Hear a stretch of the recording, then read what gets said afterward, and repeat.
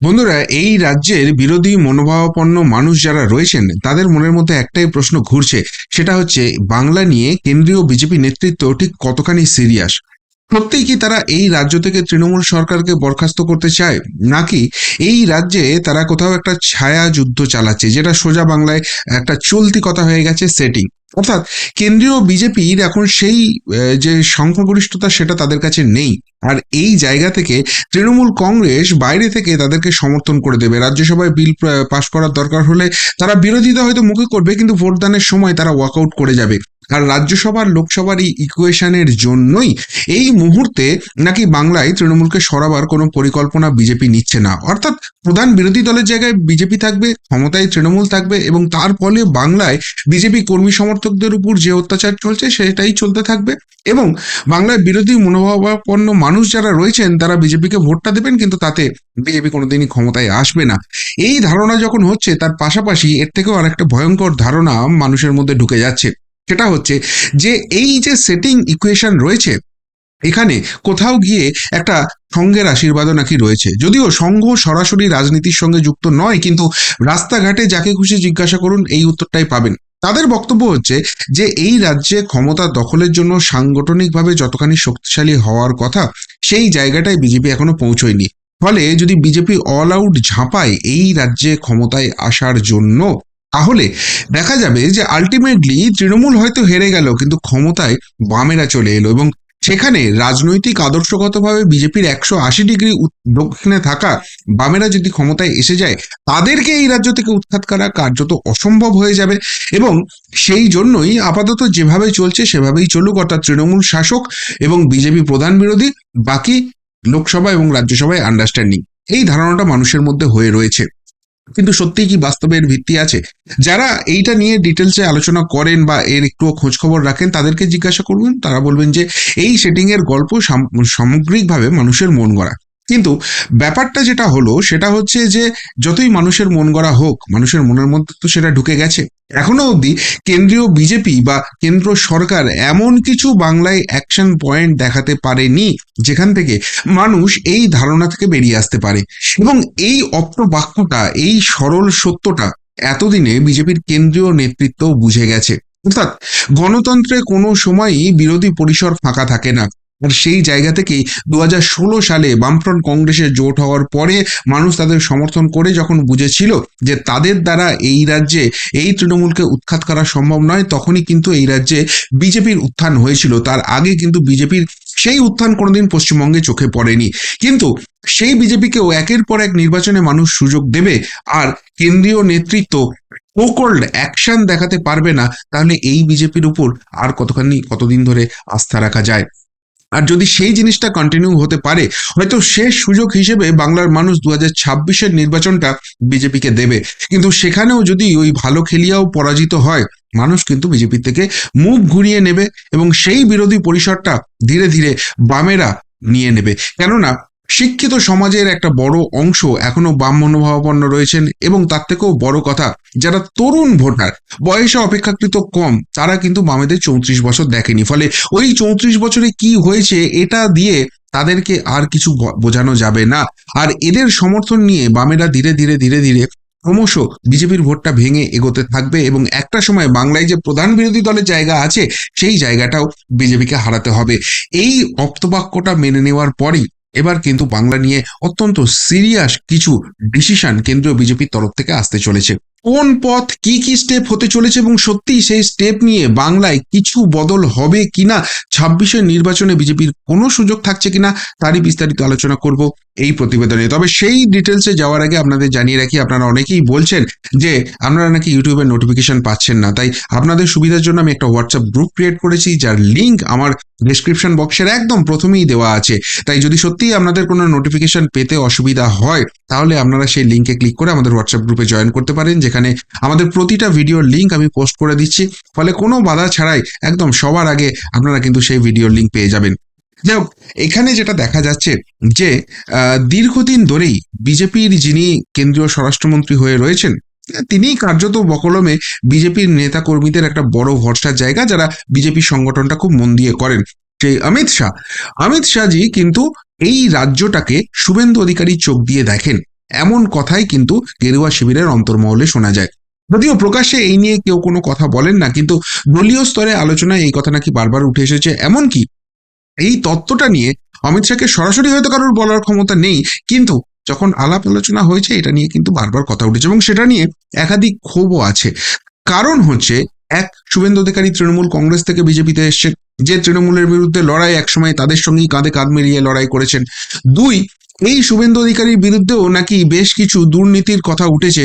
তিনি শুধুমাত্র দুর্নীতির হাত থেকে বাঁচতে বিজেপিতে এসছেন বলে যে প্রচারটা তৃণমূল কংগ্রেস করে, সেটাতে নাকি এই রাজ্যের একটা বড় অংশের মানুষ প্রভাবিত হন।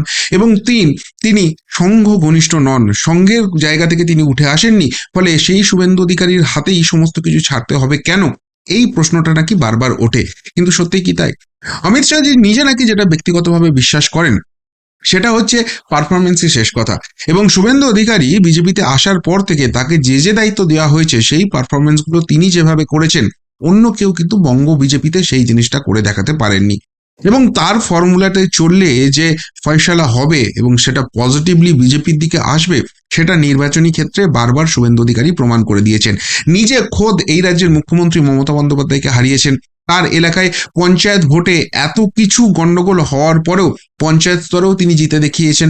এমনকি তার জেলাতে লোকসভাতে 2টি লোকসভা এবং 16টার মধ্যে 15টা বিধানসভাতেই লিড করিয়ে তিনি দেখিয়ে দিয়েছেন। ফলে সব জায়গা থেকে শুভেন্দু ফর্মুলাতেই নাকি অমিত শাহজি আস্থা রাখেন এবং তিনি বিশ্বাস করেন পশ্চিমবঙ্গে যদি ক্ষমতায় আসতে হয় বিজেপিকে, তাহলে এই শুভেন্দু অধিকারী ফর্মুলাতেই চলতে হবে। কিন্তু সেটাতে দলীয় স্তরেই একটা বাধা আসছিল। তার বড় কারণ ওই বললাম 3টে পয়েন্ট নিয়ে আলোচনা হচ্ছিল এবং সেই জায়গা থেকে নাকি সত্যিই শুভেন্দু অধিকারীর পথে চলার ক্ষেত্রে অনেক বাধা হচ্ছিল। অনেক অনেক বাঙালিকে যেহেতু কাঁকড়ার জাত বলা হয়, নাকি পিছন থেকে টেনে ধরারও চেষ্টা করছিলেন, অনেক রিপোর্ট তার এগেনস্টে জমা পড়ছিল। আর সেই জন্যই বাংলা নিয়ে কিছু সিদ্ধান্ত নেওয়া যায়নি। কিন্তু সাম্প্রতিককালে 3টি ঘটনা ঘটে গেল, যার পরিপ্রেক্ষিতে এটা স্পষ্ট হয়ে যাচ্ছে যে অমিত শাহজি যে আস্থাটা শুভেন্দু অধিকারীর উপর এই বাংলার জন্য রেখেছেন, সেটাই বোধহয় খুব সম্ভবত বিজেপিও সার্বিকভাবে এবার বুঝতে পেরেছে এবং সেই পথেই ঝাঁপাতে চলেছে। কেন? 1 নম্বর জায়গাটা আপনারা জানেন যে শুভেন্দু অধিকারী, তার উপর যে থ্রেট রয়েছে তার পরিপ্রেক্ষিতে কেন্দ্র সরকারের জেড ক্যাটাগরির নিরাপত্তা পান, কিন্তু এতদিন পর্যন্ত সেই নিরাপত্তা বলাই ছিল শুধুমাত্র পশ্চিমবঙ্গের মধ্যে সীমিত। সেই শুভেন্দু অধিকারীর নিরাপত্তা হঠাৎ করে বৃদ্ধি করা হলো এবং সর্বভারতীয় ক্ষেত্রে যেখানেই তিনি যান না কেন সেই জেড ক্যাটাগরির নিরাপত্তাই তিনি পাবেন। আর এখানেই প্রশ্নটা উঠছে, হঠাৎ করে শুভেন্দু অধিকারীকে সর্বভারতীয় স্তরে এই জেড ক্যাটাগরির নিরাপত্তা দেওয়ার কি দরকার হয়ে পড়লো? তিনি তো মোটামুটি বঙ্গ রাজনীতি নিয়েই থাকেন, যেখানে যেখানে বাঙালি অধ্যুষিত এলাকা আছে, অন্যান্য রাজ্যে নির্বাচন হলে তাকে সেখানে প্রচারে হয়তো ডাকা হয়, কিন্তু সর্বভারতীয় ক্ষেত্রে তো সেইভাবে তিনি এখনো বিচারণ করেন না। এর কারণ কি তার জন্য বড় কিছু প্রমোশনের কথা ভাবছে কেন্দ্রীয় নেতৃত্ব, এবং যে কারণেই কেন্দ্রীয় স্তরে এটা বাড়িয়ে দেওয়া হলো? 2 নম্বর যে জায়গাটা, আপনারা জানেন কিছুদিন আগেই এই রাজ্যে অমিত শাহ এসেছিলেন এবং তখন একটা বিজেপির অভ্যন্তর থেকেই কথা হচ্ছিল যে আরজিকর কাণ্ড, যেটা নিয়ে গোটা বঙ্গ রাজনীতি কার্যত তোলপাড় হয়ে গেছে, সেই নির্যাতিতা পরিবারের সঙ্গে তিনি দেখা করবেন এবং যেটুকুনি শোনা যায় শুভেন্দু শিবির এটা চেয়েছিলেন। এমনকি শুভেন্দুবাবুর ঘনিষ্ঠ একজন মহিলা বিধায়ক তিনি এটা নিয়ে নাকি নির্যাতিতার পরিবারের সঙ্গে কথাও বলেন এবং সেই বৈঠক কার্যত চূড়ান্ত হয়েছিল। কিন্তু পরবর্তীকালে দেখা যায় যে অমিত শাহজি এই রাজ্যে এলেও সেই দেখাটা হয় না, সেই সাক্ষাৎটা হয় না। এবং তারপরেই একটা বড় রিয়াকশন যে বাংলা জুড়ে বয়ে গেছে, সেই রিপোর্ট কিন্তু দিল্লি অবধি পৌঁছে গেছে। এবং এই যে বৈঠকটা না হওয়া, এর পিছনে যেটা শোনা যাচ্ছিল যে দলীয় স্তরেই একটা বড় অংশ চেয়েছিলেন যে এর মধ্যে অমিত শাহজি না ঢুকুন। কেননা এখানে ঢুকলে, যেহেতু সিবিআই তদন্ত করছে এবং পরবর্তীকালে কোনো বড় নাম জড়িয়ে গেলে সেটাকে নাকি বিজেপিকে জড়িয়ে দেওয়া হবে, বিজেপির প্রতিহিংসার রাজনীতির সঙ্গে জড়িয়ে দেওয়া হবে এবং তাতে বাংলায় বিজেপির আলটিমেটলি ক্ষতি হবে। কিন্তু পরবর্তীকালে দেখা গেল যে রিপোর্ট গেছে কেন্দ্রীয় নেতৃত্বের কাছে, সেখানে এতে হিতে বিপরীত হয়েছে। এবং তারপরেই আমরা দেখলাম তড়িঘড়ি শুভেন্দুবাবু কিন্তু গেলেন এবং নির্যাতিতার পরিবারের সঙ্গে দেখা করে এলেন। শুধু তাই নয়, আগামী দিনে অমিত শাহজির সঙ্গে দিল্লিতে গিয়ে খুব সম্ভবত নির্যাতিতার বাবা মা দেখা করবেন। এবার সকলেই বলছেন যে এটা যদি কেন্দ্রীয় নেতৃত্বের, বিশেষ করে অমিত শাহের একটা কোনো রকম সমর্থন না থাকতো, তার গ্রিন সিগন্যাল না থাকতো, এত বড় সিদ্ধান্ত কি শুভেন্দু অধিকারী নিতে পারতেন? এবং এইসবের পরিপ্রেক্ষিতেই এবার যেটা ভাবনা চিন্তা হচ্ছে, তাহলে শুভেন্দু অধিকারীর ক্ষমতায়ন কি বঙ্গ বিজেপিতে বাড়তে চলেছে? অর্থাৎ আপনারা জানেন যে এই যে বিধানসভা নির্বাচনগুলো রয়েছে মহারাষ্ট্র এবং ঝাড়খণ্ডে, সেইগুলো মিটে গেলেই ডিসেম্বর নাগাদ কিন্তু বিজেপির সাংগঠনিক রদবদল হবে, কেননা কেন্দ্রীয় যিনি বিজেপির সভাপতি ছিলেন সেই ডক্টর জেপি নাড্ডা, তিনি কেন্দ্রীয় মন্ত্রিসভায় চলে এসেছেন। বাংলার যিনি রাজ্য সভাপতি ছিলেন ডক্টর সুকান্ত মজুমদার, তিনিও কেন্দ্রীয় মন্ত্রিসভায় এসেছেন। ফলে এই সব পোস্টগুলো তো চেঞ্জ হবেই, আর সভাপতি বদল হলে বিজেপির যেটা স্ট্রাকচার সেই অনুযায়ী সার্বিকভাবে কিন্তু একটা সাংগঠনিক চেঞ্জ হবেই।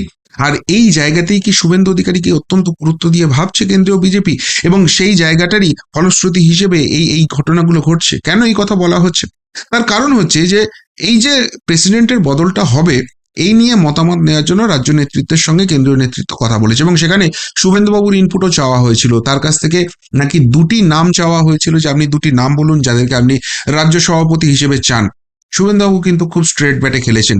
তিনি বলেছেন তিনি একজন বিজেপির অনুগত সৈনিক, এবং সেই জায়গা থেকে কে সভাপতি বা কে কোন পদে গেলেন তার কিচ্ছু এসে যায় না। তিনি যাকেই দায়িত্ব দেওয়া হোক না কেন একজন টিম প্লেয়ারের মতো তার সঙ্গেই কাজ করবেন, তার সঙ্গেই তিনি রাজনীতিটা করবেন, তার কোথাও কোনো অসুবিধা নেই।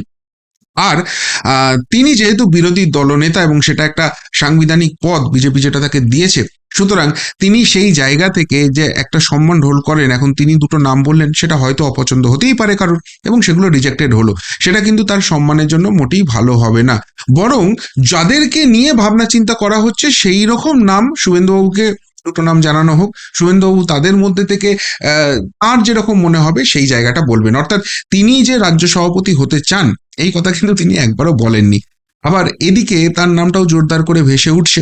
এই জায়গা থেকে একটা কথা উঠছে যে বিজেপি এক ব্যক্তি এক পদ এই ফর্মুলাতে তো বিশ্বাসী, তাহলে সেক্ষেত্রে কি করে শুভেন্দু অধিকারী বিরোধী দলনেতা থাকার সময় এই রাজ্যের একটা বড়সড় সাংগঠনিক দায়িত্ব পাবেন? এখানেই আবার বিজেপির অভ্যন্তরে অন্য একটা ফর্মুলা উঠে আসছে, সেটা হচ্ছে তেলেঙ্গানা ফর্মুলা। তেলেঙ্গানায় জি কিষান রেড্ডি, তার ক্ষেত্রে কিন্তু এর ব্যতিক্রম ঘটেছিল, এবং সেখানে ক্ষমতায় আসার জন্য কিন্তু বিজেপি ঝাঁপাচ্ছে। সুতরাং সেই রাজ্যে যদি এই ঘটনার ব্যত্যয় ঘটতে পারে, তাহলে পশ্চিমবঙ্গের ক্ষেত্রে নয় কেন? এখনই কি শুভেন্দু অধিকারীকে প্রেসিডেন্ট ঘোষণা করতে হবে? না, এরকম কোনো কনফার্মেশন নেই।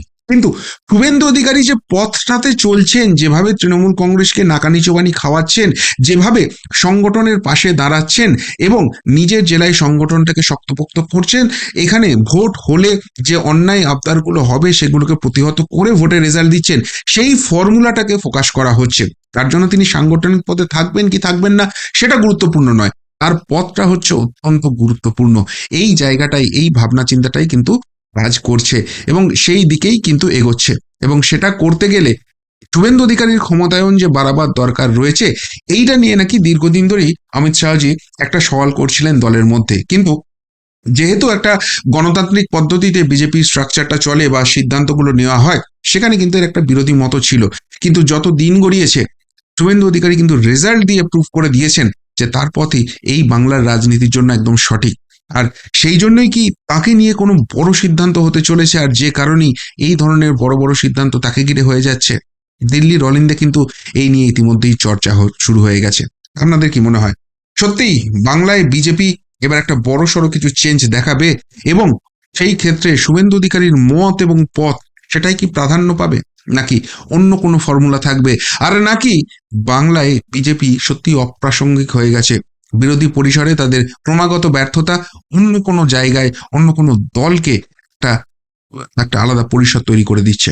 উত্তরটা অবশ্যই কমেন্ট বক্সে কমেন্ট করে জানাবেন। এমনকার মতো এখানেই শেষ করলাম, ফেরত আসছি নতুন প্রতিবেদন নিয়ে খুব তাড়াতাড়ি। ভালো থাকবেন, সাথে থাকবেন, পাশে থাকবেন। নমস্কার।